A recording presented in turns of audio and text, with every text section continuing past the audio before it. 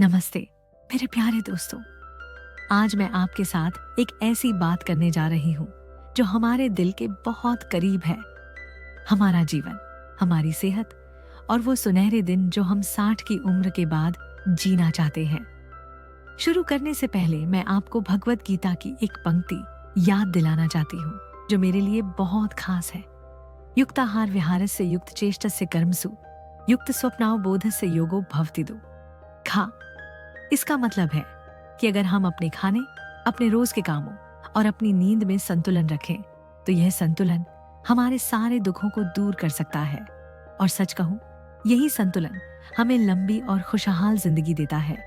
आज मैं आपके साथ साथ ऐसे संकेतों की बात करूंगी जो विज्ञान ने बताए हैं और जो यह समझने में हमारी मदद करते हैं कि 60 के बाद हमारा जीवन कितना लंबा और सुंदर हो सकता है। सबसे पहले मैं आपको अपने बारे में थोड़ा बताना चाहती हूँ ताकि आप जान सकें कि मुझे यह सब लिखने की प्रेरणा कहाँ से मिली। मेरा बचपन कुछ अलग था। मेरी माँ मुझे जन्म देते ही चल बसी। मुझे मेरी नानी ने पाला जो एक वृद्धा आश्रम में रहती थी। मेरे नाना हमें बहुत जल्दी छोड़कर चले गए थे तो नानी ही मेरा सब कुछ थी। उस आश्रम में मैंने 12 साल बिताए। 12 साल जो मेरे लिए किताबों से ज्यादा जिंदगी का सबक थे। वहां मैंने बुजुर्गों को करीब से देखा। कुछ लोग 90 की उम्र में भी हंसते खेलते थे। उनके चेहरे पर एक अजीब सा सुकून था। वहीं कुछ लोग 70 भी पार नहीं कर पाए। उनकी आंखों में थकान और उदासी साफ दिखती थी। मैं सोचती थी, आखिर फर्क क्या है? ऐसा क्या है जो कुछ लोगों को लंबी और खुशहाल जिंदगी देता है? यही सवाल मेरे मन में घर कर गया। आश्रम से निकलने के बाद मैंने बुजुर्गों की सेहत और उनकी जिंदगी पर गहराई से पढ़ाई की। मैंने इस विषय में डिग्री ली, लेकिन मेरी असली सीख उन लोगों से मिली जिनके साथ मैं बड़ी हुई। आज भी मेरे सबसे अच्छे दोस्त बुजुर्ग हैं।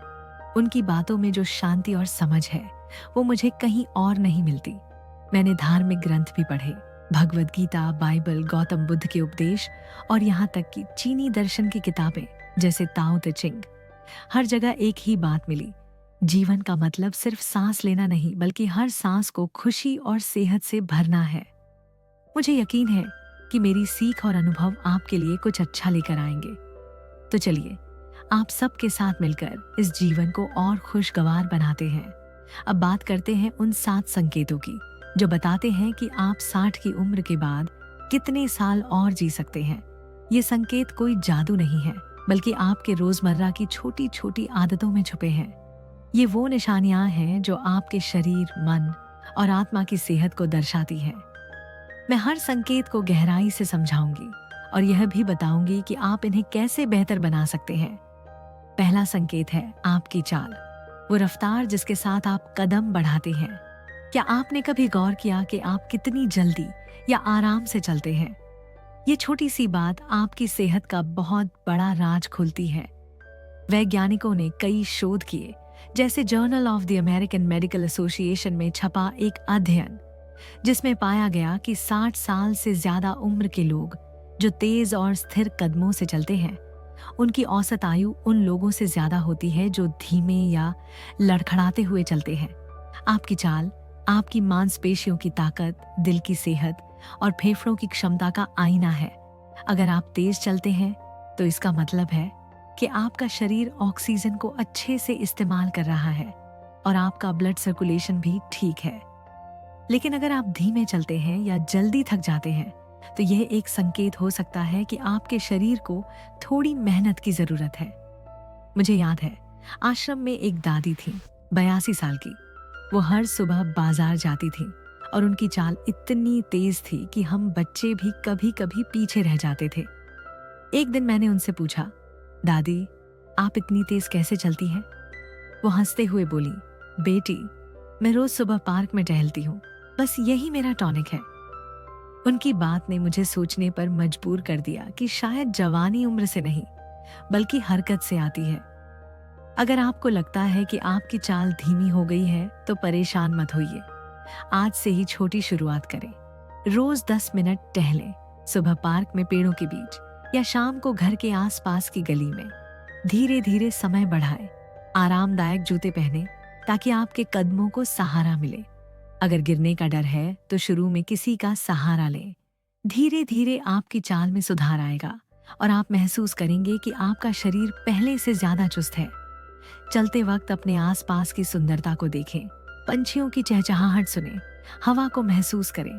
यह आपके शरीर के साथ साथ आपकी आत्मा को भी पोषण देगा। भगवद गीता में कहा गया है, युक्ताहार विहारस्य युक्त चेष्टस्य कर्मसु युक्त स्वप्नाव बोधस्य योगो भवतिदु। खा अर्थात जो अपने चलने फिरने में संतुलन रखता है उसके सारे दुख दूर हो जाते हैं।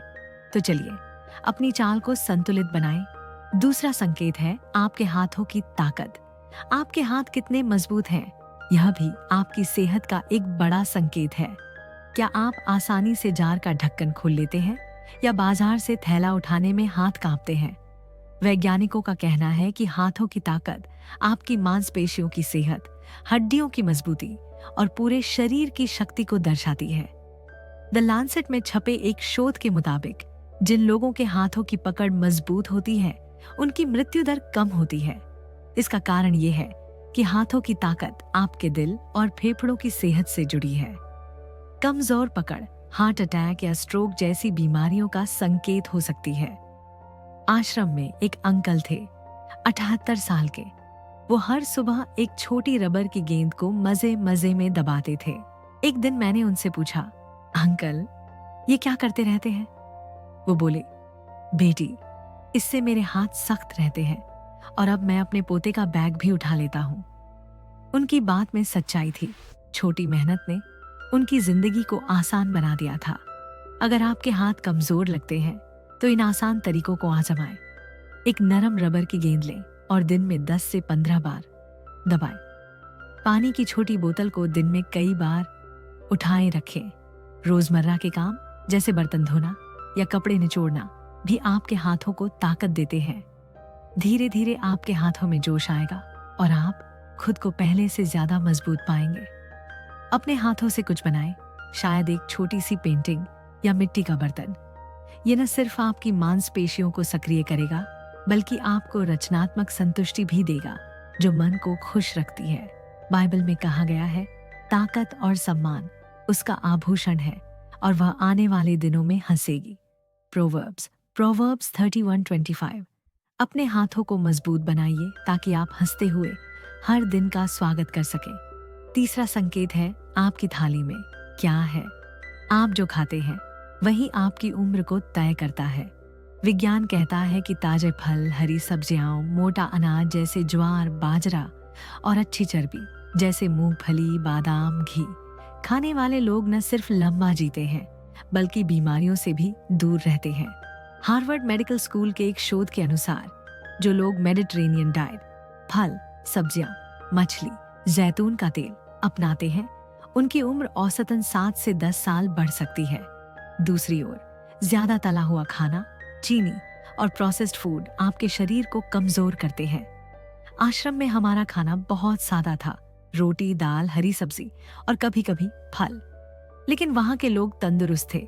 एक बार एक दादाजी ने मुझे बताया, बेटी मैं रोज एक सेब खाता हूँ, ये मेरा डॉक्टर है। उनकी बात सही थी, सादा खाना ही उनकी ताकत का राज था। अगर आपकी थाली में तेल और मसाले ज्यादा है तो थोड़ा बदलाव लाइए। रोज एक फल खाएं, सेब, केला या मौसमी फल। पालक, गाजर, भिंडी ये सस्ते और सेहतमंद है। हफ्ते में एक बार समोसा ठीक है, लेकिन रोज नहीं। खाना बनाते वक्त थोड़ा प्यार डालें। अपने हाथों से बनी सब्जी या रोटी में जो स्वाद होता है वो सिर्फ पेट ही नहीं दिल को भी भर देता है। अपने परिवार के साथ बैठकर खाएं, ये खाने के पोषण को दोगुना कर देगा। आयुर्वेद कहता है कि शुद्ध और संतुलित आहार दवाइयों की जरूरत खत्म कर देता है। बाइबल में भी कहा गया है, मेरे बच्चे मेरी सलाह को दिल में रखो क्योंकि यह तुम्हें लंबी उम्र और शांति देगी। प्रारंभ 3:1-2। अच्छा खाना आपकी आत्मा और शरीर दोनों को पोषण देता है। चौथा संकेत है आपके रोज के छोटे मोटे काम। क्या आप अपने काम खुद करते हैं? बगीचे में पानी डालना, घर में झाड़ू लगाना या बच्चों के साथ खेलना, ये छोटी हरकतें आपके शरीर को चुस्त रखती हैं। British journal of sports medicine के एक अध्ययन के अनुसार जो लोग 60 के बाद भी हल्की फुल्की मेहनत करते हैं, उनकी उम्र में 5 से 7 साल का इजाफा हो सकता है। मेरे एक दोस्त हैं 75 साल के। वो हर सुबह अपने पोते के साथ साइकिल चलाते हैं। एक दिन मैंने पूछा, आप थकते नहीं? वो हंसे और बोले, ये मेरा मजा भी है और दवा भी। उनकी बात ने मुझे सिखाया कि हरकत में ही जिंदगी है।